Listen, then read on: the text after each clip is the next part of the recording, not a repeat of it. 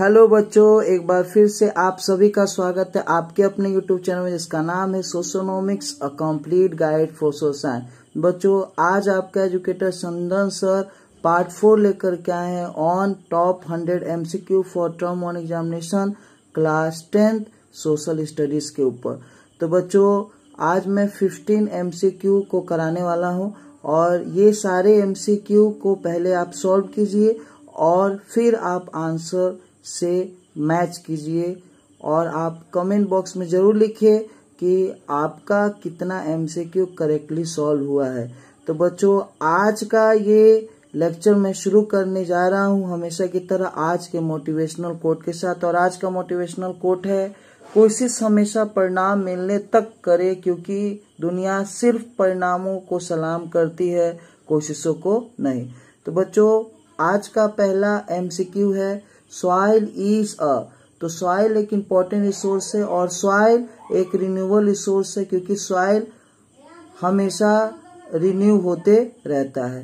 Next question है, which of the following method is used to break up force of wind. तो आपको पता होगा बच्चों कि विंड एक इम्पॉर्टेंट एजेंट है सॉइल इरोजन का, और विंड के स्पीड को यदि हम कम करेंगे तो सॉइल इरोजन का भी जो रेट है वो कम हो जाएगा। तो विंड के स्पीड को कम करने के लिए जो मेथड अपनाया जाता है वो मेथड है शेल्टर बेल्ट का निर्माण करना। तो शेल्टर बेल्ट में एग्रीकल्चर फील्ड के चारों ओर पेड़ लगा दिए जाते हैं और पेड़ों से जब विंड टकराता है तो विंड का जो स्पीड है वो कम हो जाता है और इससे रेट ऑफ सॉइल इरोजन कम हो जाता है। तो क्वेश्चन नंबर सेकंड का जो करेक्ट ऑप्शन है वो है option A, shelter belt. Next question है, small is beautiful is written by. तो एक फेमस बुक लिखा गया था स्मॉल इज ब्यूटीफुल, और ये जो बुक था वो नेचर से संबंधित बुक था और इसे जिन्होंने लिखा था उनका नाम था शूमाकर। तो बच्चों, क्वेश्चन नंबर थर्ड का जो करेक्ट ऑप्शन है वो है ऑप्शन डी। नेक्स्ट क्वेश्चन है, land left without cultivation for 1 year और लेस इज कॉल्ड। तो जब हम लैंड को 5 years या उससे ज्यादा बिना कल्टीवेशन का छोड़ देते हैं तो उससे हम लोग कल्टीवेबल वेस्टलैंड कहते हैं। जब लैंड में किसी तरह का एग्रीकल्चर एक्टिविटीज नहीं हो पाता है तो उससे हम लोग वेस्टलैंड कहते हैं। और जब लैंड को 1 year या उससे कम समय के लिए बिना कल्टीवेशन के छोड़ देते हैं तो उसे कहा जाता है करंट फैलो लैंड। तो क्वेश्चन नंबर 4 का जो करेक्ट ऑप्शन है वो है option B, current fallow land. Next question है, a person is overweight when BMI is more than.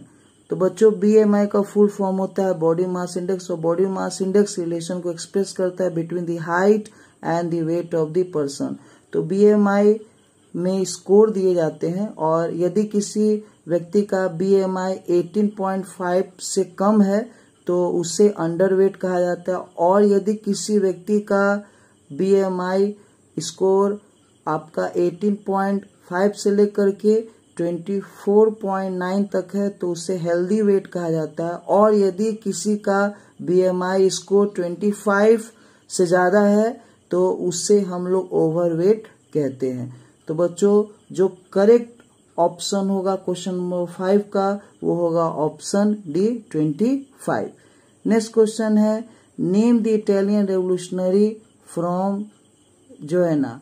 तो आप देखिएगा कि एक इटालियन रेवोल्यूशनरी थे जोएना से और इन्होंने 2 सीक्रेट सोसाइटी बनाया था, एक था यंग इटली और यंग यूरोप, और ये काफी ज्यादा रेवोल्यूशनरी एक्टिविटीज में पार्टिसिपेट यंग एज से ही किया करते थे।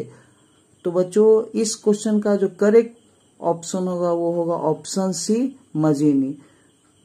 तो मजीनी एक इटालियन रेवोल्यूशनरी थे जो उनका जन्म जोएना में हुआ था और ये इटालियन यूनिफिकेशन में बहुत इंपॉर्टेंट रोल प्ले किए थे। अगला क्वेश्चन है, people of Balkan reason were called. जो लोग बाल्कन रीजन में रहते थे यूरोप के उसे स्लैब्स कहा जाता था। तो क्वेश्चन नंबर 7 का जो करेक्ट ऑप्शन है वो option D slabs. Next question है which of the following crop grown in Zaid season. तो आपको बच्चों पता होगा खारिफ सीजन, राबी सीजन और जायद सीजन 3 एग्रीकल्चर सीजन है इंडिया में, और जायद सीजन में ज्यादातर फ्रूट्स और वेजिटेबल ही ग्रो होते हैं।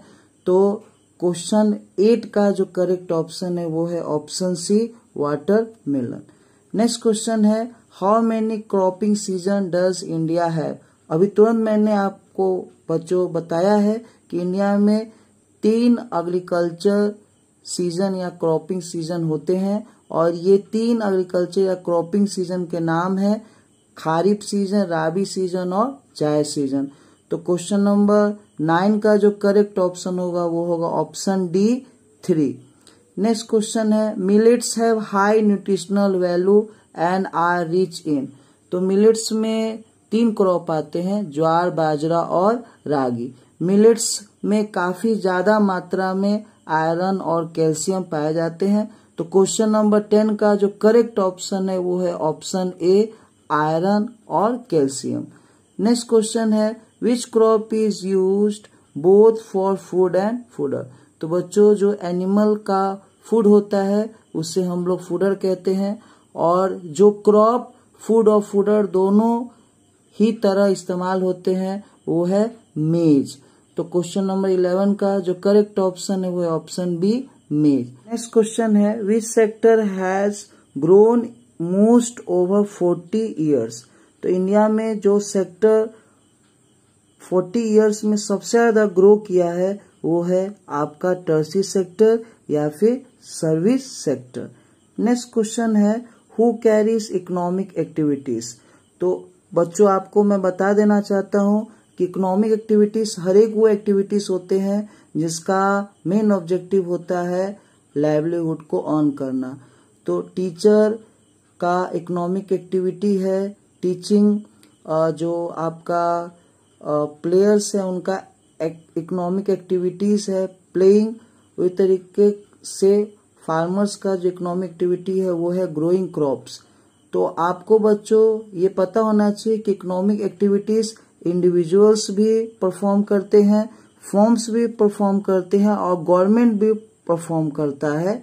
तो बच्चों क्वेश्चन नंबर 13 का जो करेक्ट ऑप्शन होगा वो होगा option D all the above. Next question है the task of measuring GDP is undertaken bye.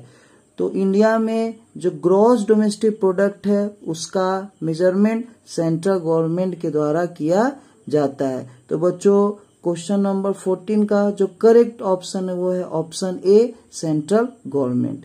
Next question है बच्चों life insurance is an activity of.